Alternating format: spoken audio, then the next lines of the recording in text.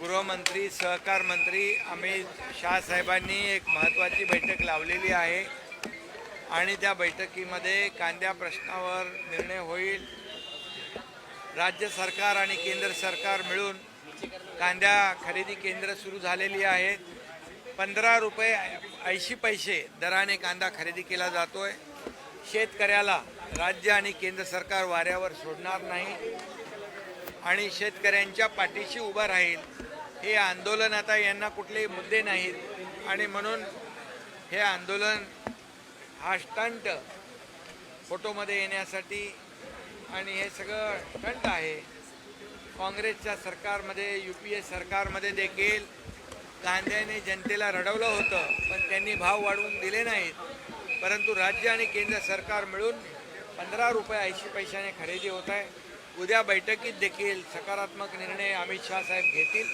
त्यामुळे शेतकऱ्यांच्या कांदा उत्पादक शेतकऱ्यांच्या पाठीची राज्य आणि केंद्र सरकार दोघंही आहे। हर्षवर्धन सकपाळांची जीभ घसरलेली आहे। पंतप्रधान मोदी आणि राज्याचे मुख्यमंत्र्यांविषयी बोलताना अपशब्द त्यांनी वापरले। खरं म्हणजे काय म्हणाले ते दलिंदर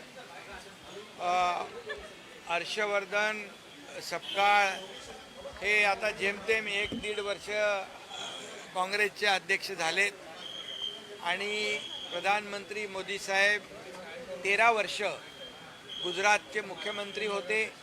12 वर्ष या देशाचे पंतप्रधान यशस्वी प्रधानमंत्री म्हणून त्यांनी काम केलं आणि या देशाला पुढे नेण्याचं काम केलं, विकासाकडे नेण्याचं काम केलं, आर्थिक महासत्तेकडे नेण्याचं काम केलं, आत्मनिर्भर भारत बनवण्याचं काम केलं आहे।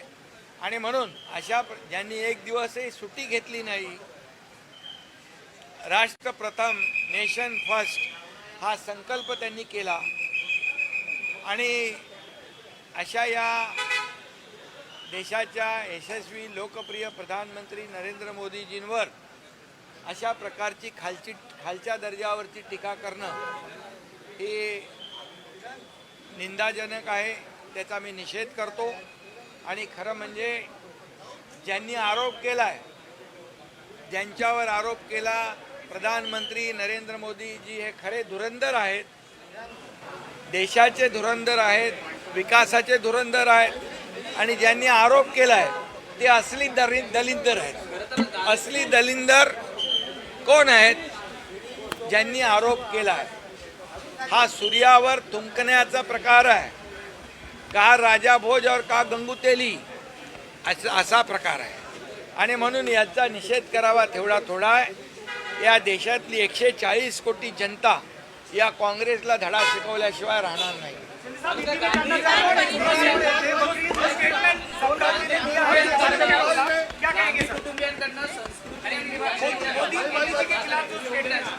ही संस्कृती नाही। देशाच्या प्रधानमंत्र्यांना खालच्या पातळीवर अशा प्रकारचं वक्तव्य करणं ही संस्कृती देशाची नाही आणि म्हणून याची निंदा जेवढी करू तेवढी कमी आहे। हाँ,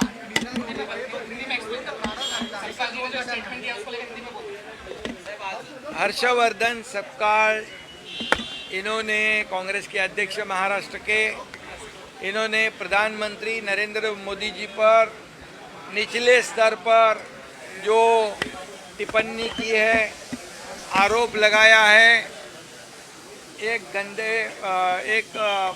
जो मैं कहूँगा कि ये जो आरोप है, ये जो टीका है, इसका मैं निंदा करता हूँ, इसकी कड़ी निंदा करता हूँ, इसका मैं निषेध करता हूँ और मैं इतना ही कहता हूँ कि देश का असली धुरंधर नरेंद्र मोदी जी है, जिन्होंने देश को आगे बढ़ाया है।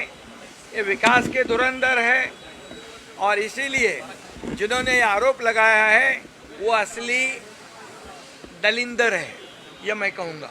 और मैं ये भी कहूँगा, कहा राजा भोज कहा गंगू तेली वाली बात है। सूरज पे थूकने के बाद क्या होता है? क्या होता है? सूरज को थूकने पर क्या होता है? वो खुद के मुंह पे ही गिरेगा। और इसलिए प्रधानमंत्री मोदी जी को जिन्होंने आरोप लगाया, उनका उनकी कब्र खुद ही उन्होंने खोदी है और ऐसे लोगों को ये 140 करोड़ जनता सबक सिखाएगी और वो खड्डे में जाएंगे।